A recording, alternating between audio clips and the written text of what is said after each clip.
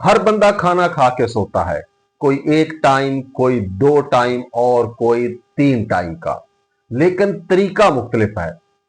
कोई बंदा पूरे दिन की मेहनत से एक वक्त का खाना मुश्किल से इकट्ठा कर पाता है, कोई 2 टाइम का और कोई 3 टाइम का बड़ी मुश्किल से इकट्ठा कर पाते हैं।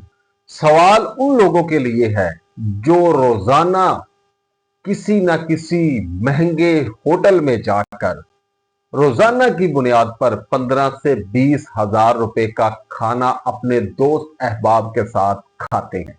अगर आप ऐसा करते हैं तो थोड़ा सा रुकें, गौर करें, थोड़ा सा सोचें।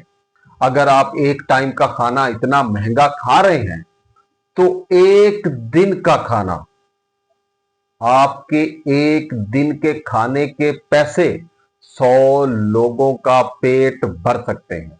हफ्ते में एक दिन ही सही अपने घर का खाना खाएं, और जो पैसे आप होटल में अपने और अपने दोस्तों के साथ खाने के ऊपर लगाते हैं वो हजारों रुपए से आप गरीबों के लिए अगर खाना खरीदते हैं, एक दिन से 15 से 20 हजार रुपए का खाना आप 100 से ज्यादा लोगों के लिए आसानी खरीद सकते हैं।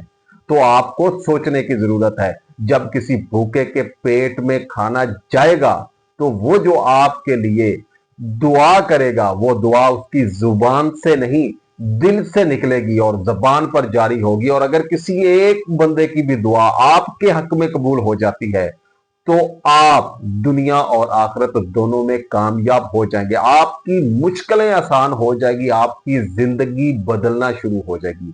और ऐसा नहीं है कि आप भूखे सोएंगे, आप घर से खाना खा लेंगे और एक दिन के पैसे आप चंद लोगों की भूख मिटाने के ऊपर लगा देते हैं। तो क्या ये घाटे का सौदा है?